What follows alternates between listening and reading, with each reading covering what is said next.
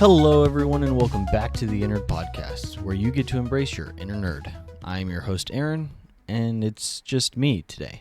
I mean, it's probably going to be a pretty short episode today. Brandon hasn't been feeling very well, and I know we've been a little bit behind on things. We were originally going to talk about the PlayStation State of Play that just happened, and while a lot of people have said their piece about it and have talked about it by now, we still wanted to say our piece and say what we thought about the show and about the things that were announced. But because Brandon hasn't been feeling very well and he's got, adult responsibilities to take care of, I figured I would try to tackle another one of these episodes again on my own. It was about a year. It's roughly a year since I did this by myself, and I thought it would only be fitting, because Brandon wouldn't want to talk about this, and I want to talk about this, and I talked about this when I was on my own last year, but Oscar nominations are here. I mean, they've been here for a while. It's Oscar season. As Oscar from Shark Tales would say, it's almost Oscar time. But I've been thinking a lot about the Oscars. I think it's going to be really tough to decide on who wins, who gets the Oscar, because I've seen a lot of these and they're all really good. I just watched Train Dreams not that long ago, and that movie blew my freaking socks off. And I don't know, it was almost too good. Anyway, but here, because I know when I did this by myself last time, it was after the Oscars. So I was talking a lot about, the winners, and I rambled a little bit about how my thing cut off, my stream on Hulu cut off right before they announced Best Picture, I believe. Yeah. I don't know why I decided to bring that up, but essentially what I'm saying is I'm doing it beforehand. But I really like to see that there are some projects that are getting the recognition that they deserve. I feel like last year, was that last year? Yeah, I feel like the last Oscars, people were really, enraged pretty much because Dune got no Oscar. I don't even think it got any nominations. Dune Part 2 to be specific. And I was really worried that something similar was going to happen, but I feel like everything that are getting their, Oscars, or at least their nominations, are worthy, and they're the projects that should have been talked about. I mean, Sinners is I think in what feels like almost every category. I mean, actor in a leading role, Michael B. Jordan. Actor in a supporting role, Delroy Lindo. Actress. Oh, that one doesn't have Sinners. Which is the next one? Actress in a supporting role, Sinners. Can't get animated. Cinematography, Autumn Durald Arkapaw.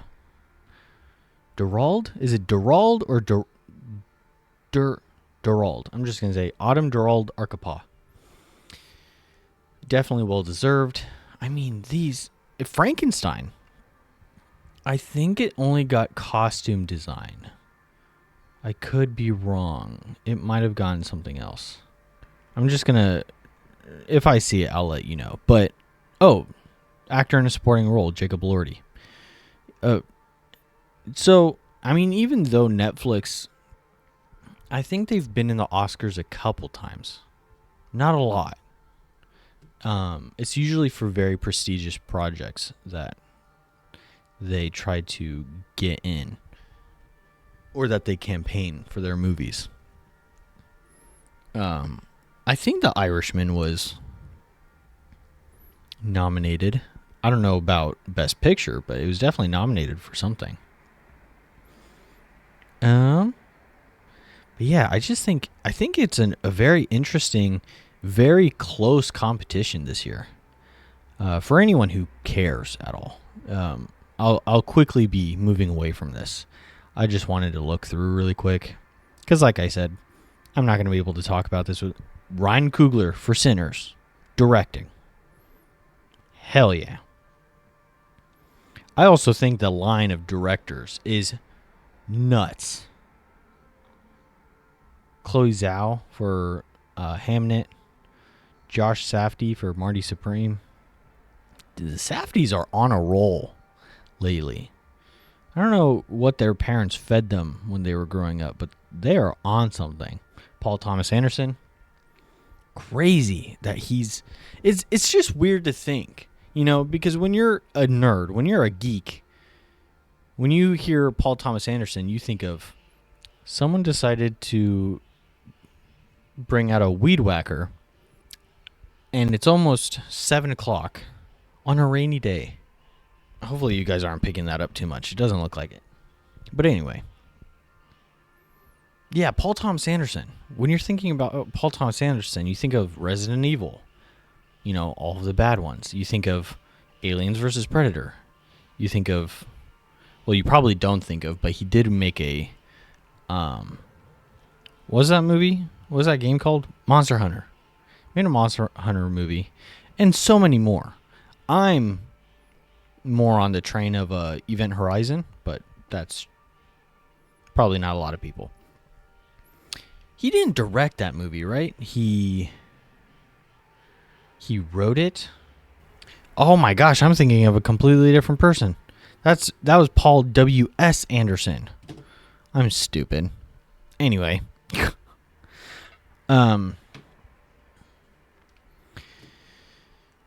Sentimental Joachim Trier, Sinners, Ryan Coogler, of course.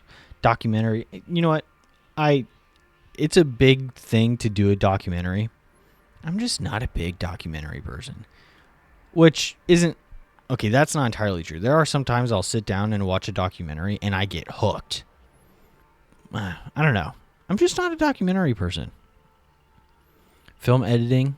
F1. I think F1 landed in a couple nominations. I even think... I haven't gone that far yet, but I think it might even be up there for Best Picture, which would be crazy. I haven't seen F1 yet. International. Huh. Haven't heard of it. The only one I've heard of is Settlement. Oh, and The Secret Agent. Duh. Forgot about that one. Am I just like, makeup and hairstyling, Frankenstein? Duh. Of course it did. That would have been really bad if it didn't at least get a nomination. Oh, music and original score. I haven't heard anything about this one yet. Okay, Frankenstein for Alexander Desplat. Sorry. Begonia, Frankenstein, Hamnet, One Battle After Another, and Sinners. Whew, that's tough. As much as I loved Frankenstein, I'd be willing to bet that Frankenstein is gets the least amount of points. I don't think there was anything about the Frankenstein score that roared. I don't know. I don't think there was anything that anyone would pick out specifically. I mean, unless you're someone who really pays attention and maybe you're, that's what you're focused on a little bit more. Because Begonia had a great score. And One Battle After Another also had a pretty good score. But Sinners. What hasn't been said that I could say about Sinners score? Insane. Yeah. Ludwig Göransson. Bravo, dude. Music original song. Oh, okay. Golden by K-pop Demon Hunters, of course. I Lied to You, definitely. Sweet Dreams of Joy. Interesting. Train Dreams. Oh, for sure.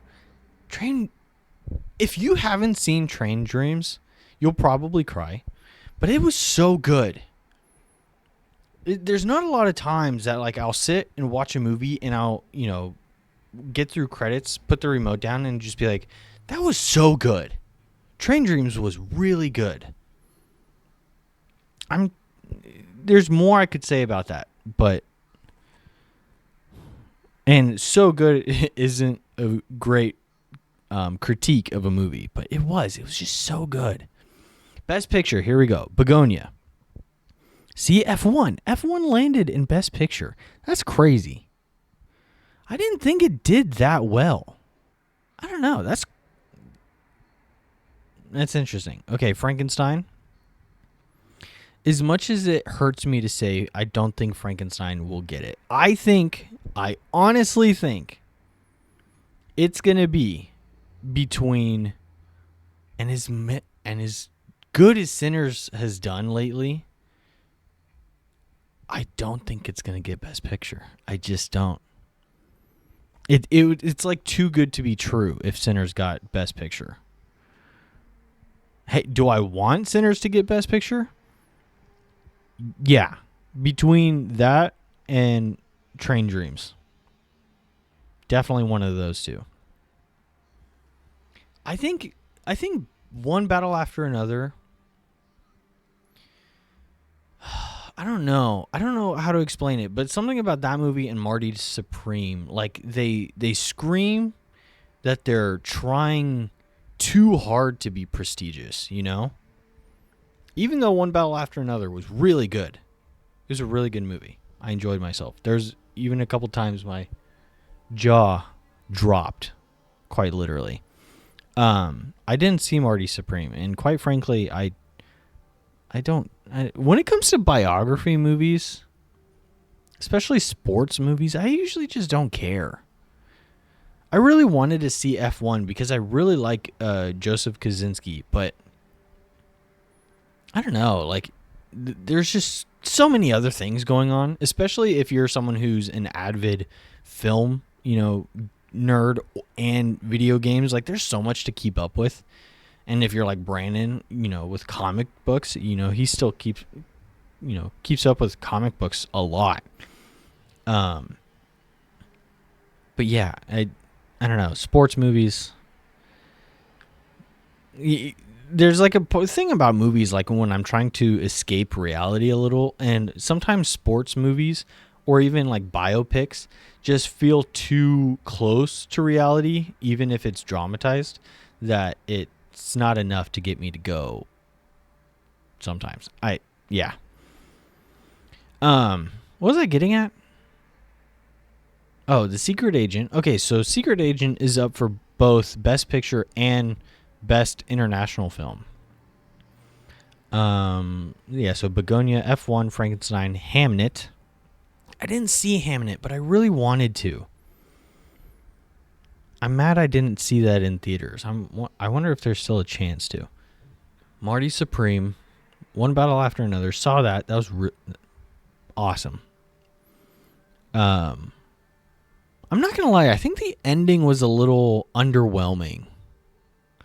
It felt like there was going to be something more, not action-packed, but just something that just like really, I was really hoping to be at the edge of my seat at the end of One Battle After Another. Similar to the first thing that came to mind is because Leonardo DiCaprio's in both of them. Once Upon a Time in Hollywood, the scene with Brad Pitt and the two hippies that are like invading the house, that was just, it wasn't a big dramatic ending, but it was just awesome. It's such a nail biting scene especially with Mikey Madison's character like flailing and screaming her ass off the whole time. But I was just hoping for that feeling a little bit with One Battle After Another, and I didn't get that. Especially because, spoiler alert, Sean Penn's character gets like gassed out in a room. I was like, that, I don't know, felt a little lame. Sorry for that word. Could probably use a better word, but lame's the one that came to mind. I've heard a lot of good things about The Secret Agent. Same thing with Sentimental Value, which is also up for Best Picture. Sinners was just good. Brandon, I know you're going to end up listening to this at some point because you're not recording today. But I kind of wish I went to go see Sinners with like more film nerd people. Because I saw Sinners with Brandon and Blake, who was also on this show. And when the what do they call it? It's the something montage. The cosmic montage. The scene where what's his name is singing I Lied to You, and it's taking you through like all the different generations of people and music and musicians and tribe members, and it was like I was just like gripping my seat and goosebumps all over, like feelings that guitar riff, when that electric guitar goes like wow, and just kind of like really rings in the theater. That was so sick. And I don't think Brandon gets it sometimes, because sometimes I'll pull up, the actor singing I Lied to You, and it just gets me. I love that song, and especially that scene. It's just so well done. And I was listening to Arkapaw talk about how they were filming that and how doing it on IMAX was like really tricky because they only had like, I think she said they only have like 75 seconds or something per reel. It's been a while since I heard it, but it's just super impressive how they were able to do that. And then Train Dreams is also up for Best Picture. Oh, that was just so well written. The music was beautiful. Acting was, dude, Joel Edgerton, out of this world performance with Train Dreams. Even though it was a pretty reserved, kind of pulled back performance, it was just so good. That movie was well edited. The score was amazing. Direction was through the roof. Excuse me, I'm totally not picking my nose right now. God. But yeah, this array of movies for Best Picture this year. Nuts. I almost want to watch both Sinners and Train Dreams again. I think I'm going to do that. Production design, crazy. Yeah, all these. Frankenstein, Hamnet, Marty Supreme, One Battle After Another, Sinners, sound, yeah, visual effects, of course. I think I saw Avatar one other place, but Avatar Fire and Ash, I'm like on two sides with being nominated for visual effects, because on one hand, like, it's like Avatar is like the series of visual effects. Like, when you think of visual effects in modern day film or movie making, IMAX, you think of things like Avatar. So to Jurassic World Rebirth, really? I mean, dude, anything that Gareth Edwards puts his fingers on just looks great. Regardless of how people feel about his movies sometimes, they always just look out of this world. The first Godzilla 2014, dude. But yeah, Fire and Ash, it's like on one hand, like he comes out with a movie like every something plus years, give him the award. And then on the other hand, it's like too obvious that it's that good that I don't know if that makes any sense. The Lost Bus. I have not heard of that. Oh, actually, I might have. I might have vaguely, passingly heard about that. Ooh, writing. Here we go. Begonia. Okay. Frankenstein. I mean, Guillermo del Toro. Regardless of a similar thing to Gareth Edwards with his directing style and like his ability to handle visual effects. Guillermo del Toro, whatever you think about his movies, they're always so well written. And I just rewatched Pacific Rim recently. Oh, banana. That's gonna be stuck in my head for the rest of the day. What else do we got here? Hamnet, One Battle After Another, was written very well, I gotta say. And Train Dreams. God, Train Dreams. Those are adapted. And then original, Blue Moon. Okay. It was just an accident. Okay. Marty Supreme. Is Marty Supreme... See, that's the thing. Can you call... Isn't Marty Supreme based on a real person? Does that count as an original screenplay? I feel like that should be in a different category. Or maybe I'm just... Sentimental Value and Sinners. Come on, Sinners. Just give it to him. Anyway. But in gaming news... So, there is one thing I do want to talk about with... So, I'm just hard pivoting. I got all my thoughts out about the Oscars. How far are we? I've practically been talking about the Oscars for 20 minutes, a little over that. But whatchamacallit? Oh, so in gaming news, there is one game I'd like to talk about that they did show at the State of Play, and I'll probably talk about it a little bit more as time encroaches on its release. But Marathon. I tried to do a stream recently, trying to get out all of my thoughts about Marathon, my experience with Marathon, both with like the first game. I played the first game. I actually didn't beat it, but I know everything that happens with the lore. I'm very familiar with the lore of Marathon. But I actually wanted to play through the original trilogy leading up until the original date. And I tried streaming, just talking about my thoughts about Marathon. But the only people besides one person that were in the chat were just so negative. And I was just having such a bad day. And I was like not in the mood at all. But I just so happened to get all of the people who were misinformed and being negative about Marathon. And which...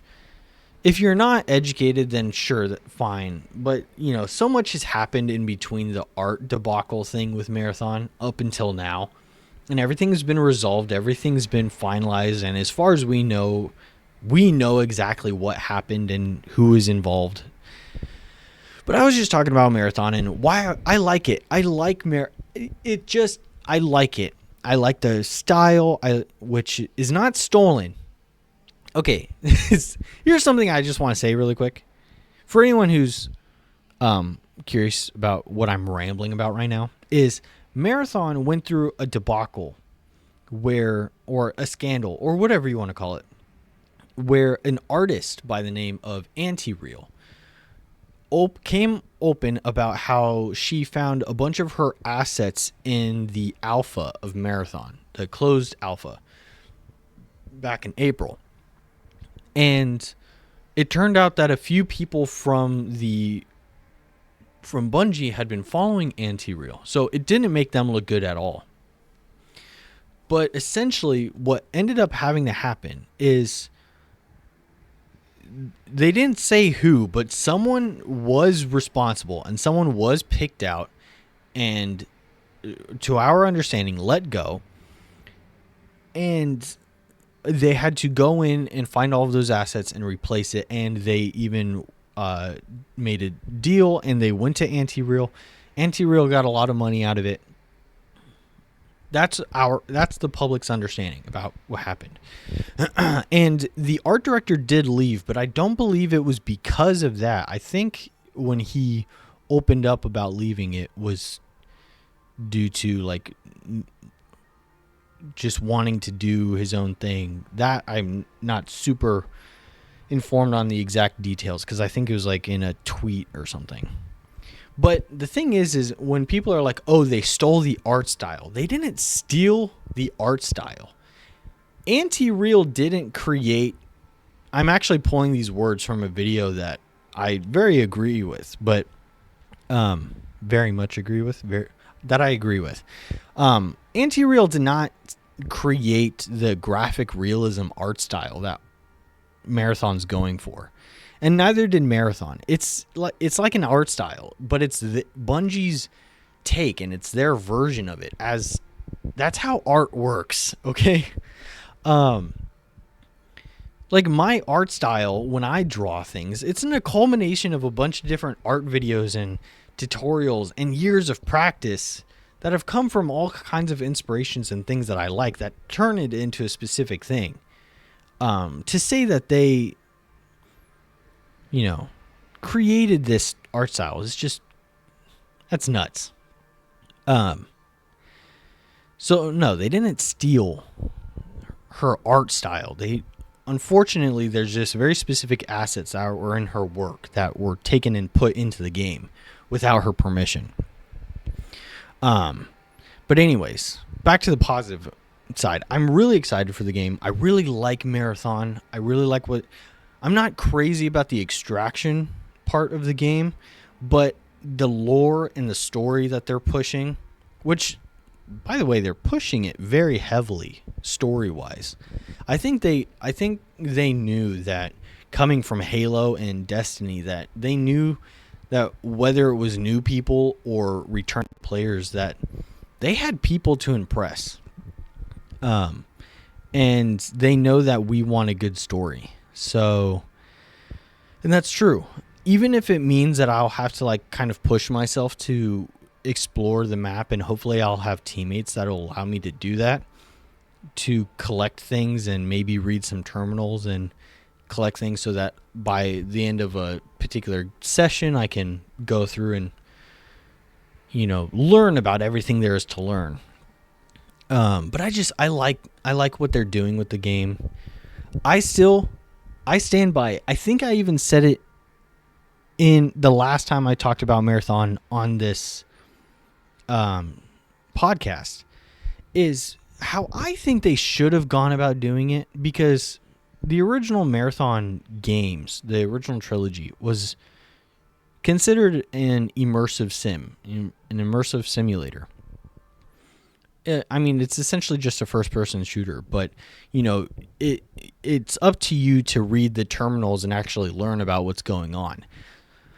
And I think that there was an opportunity for them to essentially do a modern version of that, where there was like a through-line single-player narrative, just like they did with Halo. Not so much Destiny, but more along the lines of Halo.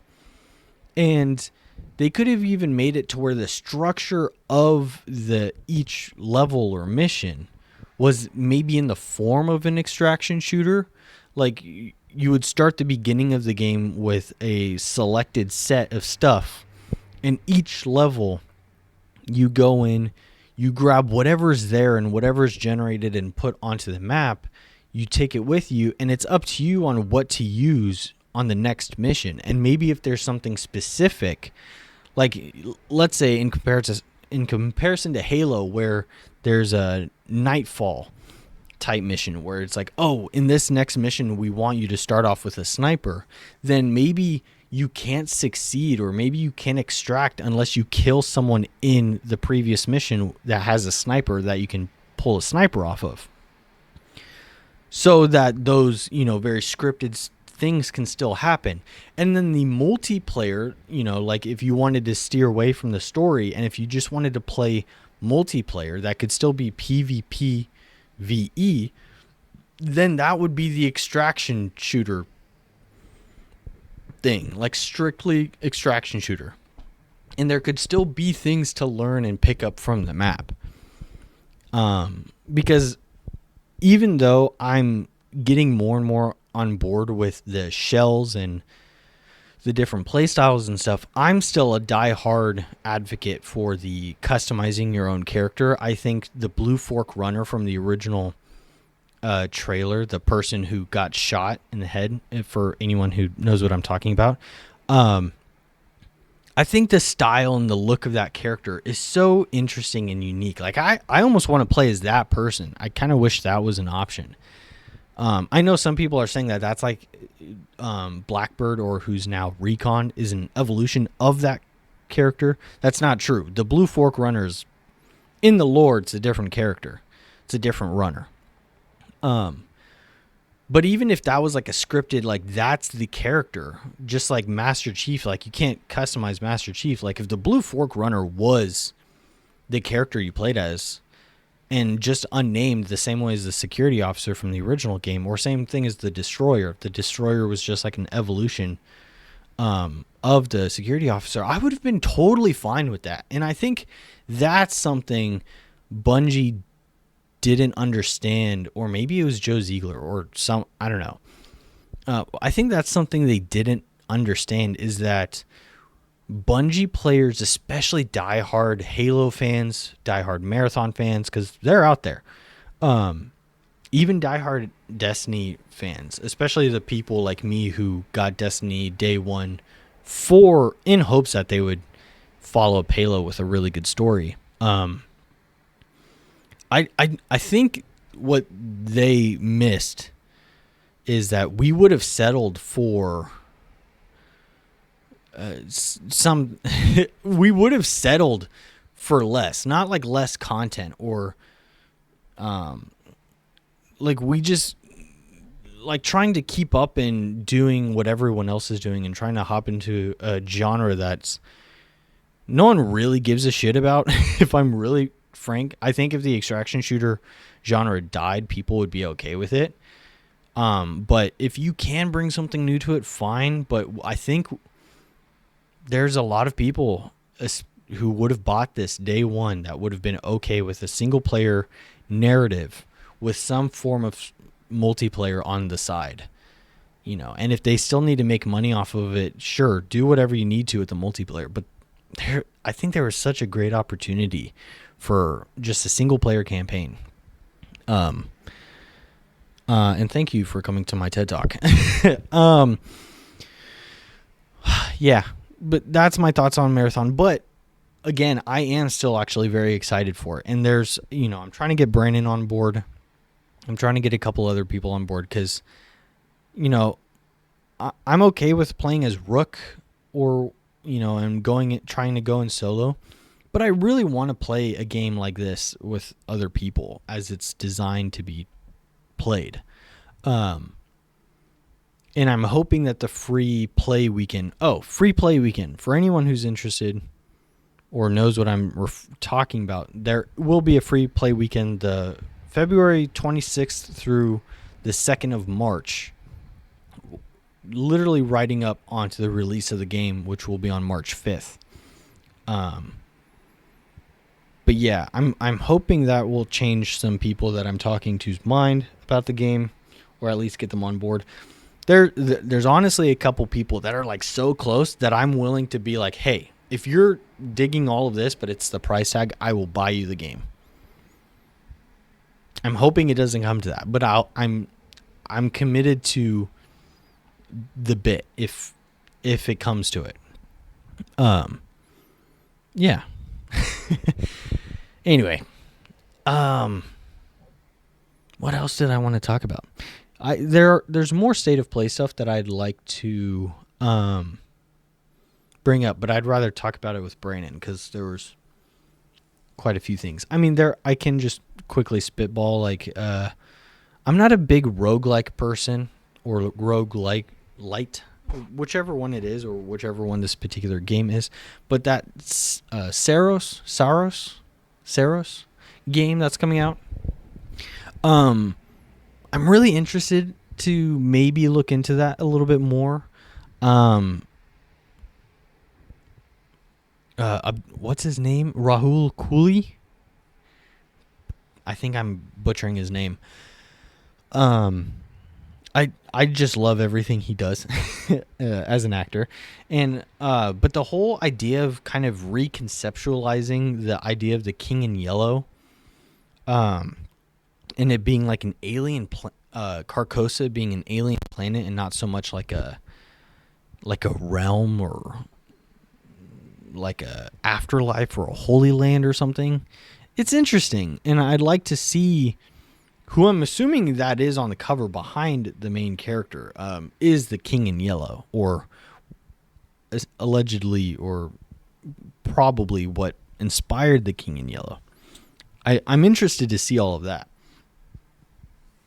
And I'm hoping that what I'm talking about right now is resonating with someone because it's been a while since I've done this on my own. Anyway, and the other game that they showed a little bit more of that I didn't think I was going to be excited for, but on my second channel, which I'm not going to, on my second channel, I played the Pragmata demo.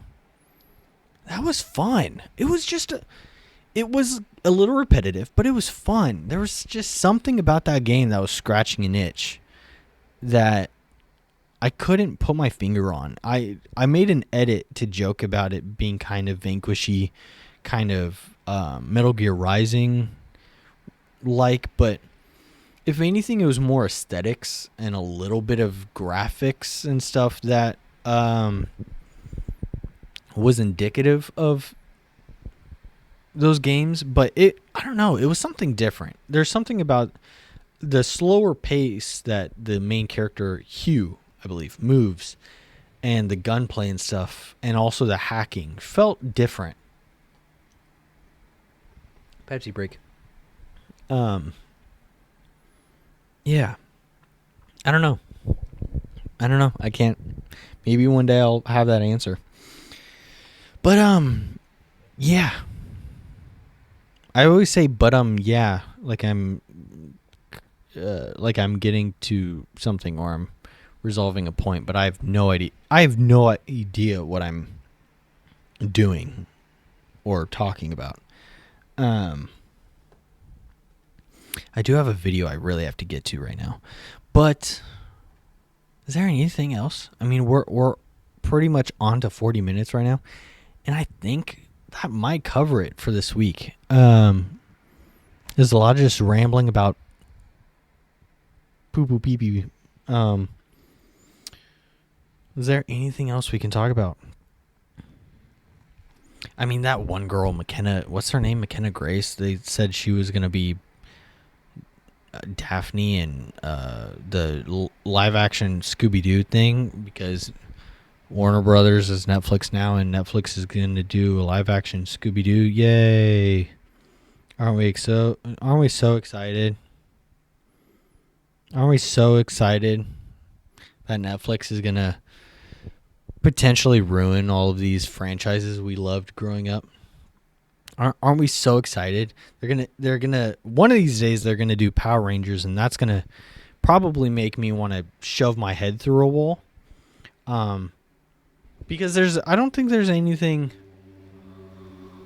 aside from Frankenstein, aside from Rebel Ridge, like these very specific, a little bit more niche projects. Wow, that was loud. I have not been impressed with Netflix. I was not impressed with Stranger Things. I was super underwhelmed when Brandon and I finished watching that. Yeah. And to think that Warner Brothers, with all these franchises that I've grown up with, is going over to them of all people is depressing. It's kind of a bummer. I honestly can't imagine a live action Scooby-Doo that's not the James Gunn Scooby-Doo movies. You know? Yeah. That's going to be tough.